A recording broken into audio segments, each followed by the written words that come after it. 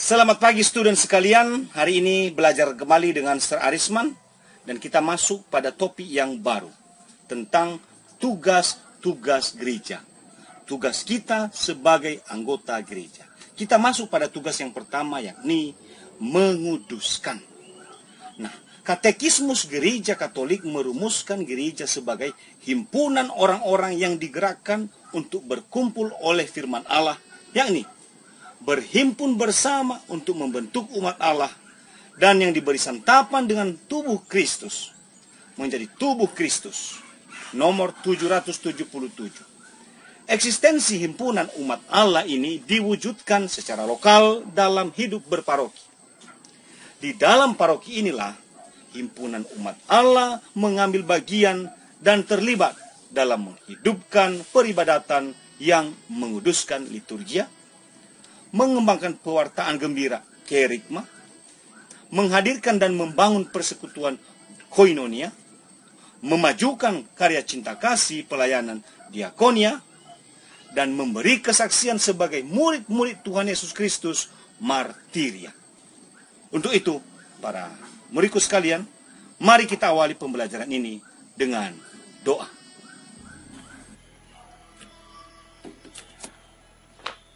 Hari ini kita melanjutkan pembelajaran bab 4, gereja yang menguduskan atau liturgia. Mari kita awali pembelajaran ini dengan doa. Dalam nama Bapa, Putra, dan Roh Kudus. Amin. Ya Allah yang Maha Kudus, melalui sakramen pembaptisan, Engkau telah mengangkat kami menjadi putra-putri. Demikian juga melalui sakramen-sakramen yang Engkau curahkan melalui gerejamu, telah menguduskan kami semua, sehingga layaklah kami memperoleh hidup abadi. Ya Allah yang Maha Kudus, kuduskanlah tempat ini. Kuduskanlah kami semua yang hendak melangsungkan pembelajaran ini, agar proses pembicaraan pembelajaran kami ini bermanfaat bagi kami dan seluruh umat Allah. Engkau yang hidup dan berkuasa, kini dan sepanjang masa. Amin. Dalam nama Bapa, Putra, dan Roh Kudus. Amin. Saya akan memberikan sedikit info bahwa pelajaran tentang gereja yang menguduskan termasuk bab yang paling panjang. Karena memang kita memperoleh semangat hidup untuk kudus, untuk juga menguduskan orang lain dalam bagian ini. Maka untuk itu lanjutan yang minggu lalu, ya, kita fokus pada doa minggu lalu. Sekarang kita lihat sarana pengudusan lain yang ada dalam gereja Katolik adalah sakramen-sakramen. Nah, maka kita lihat yang pertama adalah sakramen sebagai sarana pengudusan dalam gereja. Kalau kita lihat mendalami makna sakramen, maka sakramen itu berasal dari kata mysterion Yunani yang dijabarkan dengan kata Latin mysterium dan sacramentum, ya. Sakramen juga berarti tanda keselamatan Allah yang diberikan kepada manusia untuk menguduskan manusia, membangun tubuh Kristus, dan akhirnya mempersembahkan ibadat kepada Allah. Sacrosanctum Concilium nomor 59. Maka sakramen dalam gereja Katolik mengandung dua unsur hakiki, yaitu ini harus ada. Forma artinya kata-kata yang menjelaskan peristiwa ilahi, materia artinya barang atau tindakan tertentu yang kelihatan. Kita lanjutkan. Sakramen adalah lambang atau simbol. Maka perayaan liturgi, ya, dijalin dengan tanda-tanda dan simbol-simbol yang artinya berakal dalam penciptaan dan budaya manusia. Lalu diambil oleh Kristus dan dipakai untuk tindakan penyelamatan dan pengudusan. Ya, itu 7 sakramen kita bisa lihat. Ya. Lalu sakramen-sakramen mengungkapkan karya Tuhan yang menyelamatkan. Ya. Allah yang tidak kelihatan menjadi kelihatan dalam Yesus Kristus. Itu awalnya yang kita harus imani. Nah, dalam Yesus Kristus orang dapat melihat, mengenal, mengalami siapa sebenarnya Allah itu. Nah, sekarang gereja menjadi alat dan sarana penyelamatan. Justru dalam kejadian-kejadian, peristiwa-peristiwa, tindakan, dan kata-kata yang disebut sakramen. Lalu kalau kita lihat sakramen-sakramen itu juga meningkatkan dan menjamin mutu hidup kita sebagai orang Kristiani. Sakramen itu pasti meningkatkan dan juga menjamin mutu hidup kita. Maka sakramen adalah cara dan sarana bagi Kristus untuk menjadi tampak, ya, tanda kutip ya. Dengan demikian dapat dialami oleh manusia dewasa ini. Maka sakramen menantikan sikap pribadi, sikap batin dari manusia. Sikap batin itulah iman dan kehendak baik. Nah, kalau kita lihat pembagian sakramen-sakramen gereja, maka sakramen-sakramen inisiasi Kristen, ya, termasuk sakramen pembaptisan, dikuatkan dengan sakramen penguatan atau krisma, dan diberi makan dari sakramen Ekaristi.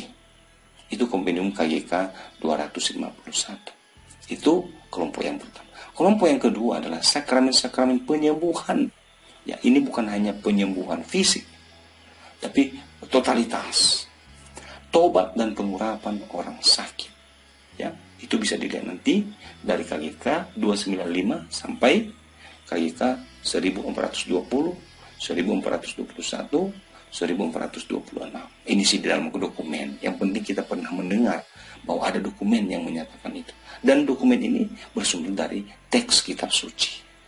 Nah, yang ketiga adalah sakramen-sakramen pelayanan, persekutuan, dan perutusan. Inilah sakramen tabisan atau imamat, atau penhabisan, dan sakramen perkawinan.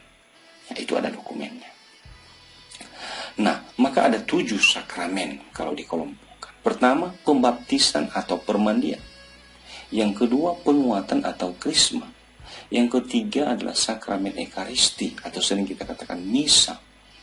Keempat, sakramen tobat atau pengakuan dosa. Yang kelima, sakramen pengurapan orang sakit. Yang keenam, sakramen tahbisan atau imamat. Dan terakhir, sakramen perkawinan. Nah,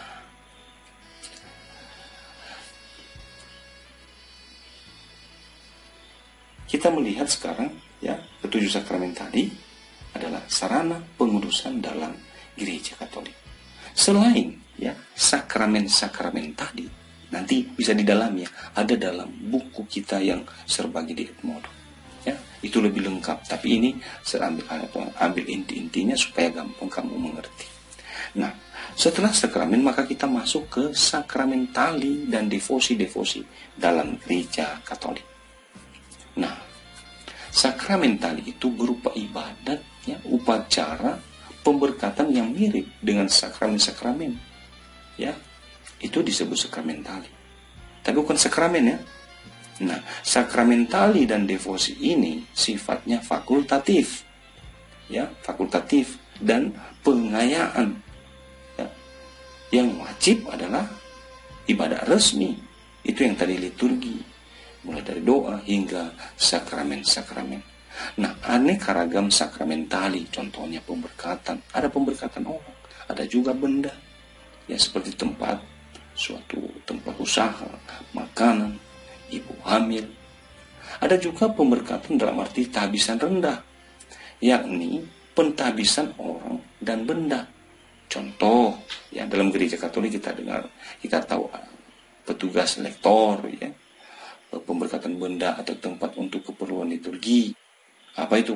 Misalnya ada gereja baru dibangun, lalu gerejanya diberkati, ya, pemberkatan altar, minyak suci, lonceng dan sebagainya. Itu sakramentali, ya. Nah, berikutnya kita lihat adalah devosi. Nah, devosi ya, yang berasal dari bahasa Latin devotio, penghormatan, ya, dalam bentuk ya penghormatan atau kebaktian khusus, ya, kebaktian khusus orang atau umat beriman kepada rahasia kehidupan Yesus yang tertentu. Contoh, ya, kesengsaraannya, maka adalah jalan salib. Ya, itu devosi itu ya. Hatinya yang maha kudus, maka ada yang rutin ke gereja setiap Jumat pertama.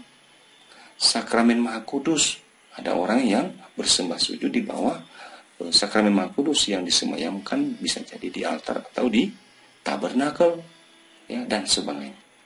Atau juga devosi kepada orang-orang kudus, misalnya kepada santo dan santa pelindung, ya. Yang paling terkenal itu adalah devosi kepada Bunda Maria. Apa contoh devosinya? Berdoa rosario, mengunjungi tempat-tempat ziarah pada bulan Mei, kayak seperti sekarang bulan Oktober. Nah, segala macam bentuk devosi ini bersikap sukarela, sekali lagi fakultatif, tidak mengikat, tidak wajib, dan bertujuan untuk semakin menguatkan iman kita kepada Allah dalam diri Yesus Kristus. Maka dia nggak boleh berdiri sendiri, ya. Kita mencintai Bunda Maria dan Santo Santa karena sudah luar biasa kita mencintai dan mengimani Yesus sebagai juru selamat. Itulah penutup pembelajaran bagian bab 4 bagian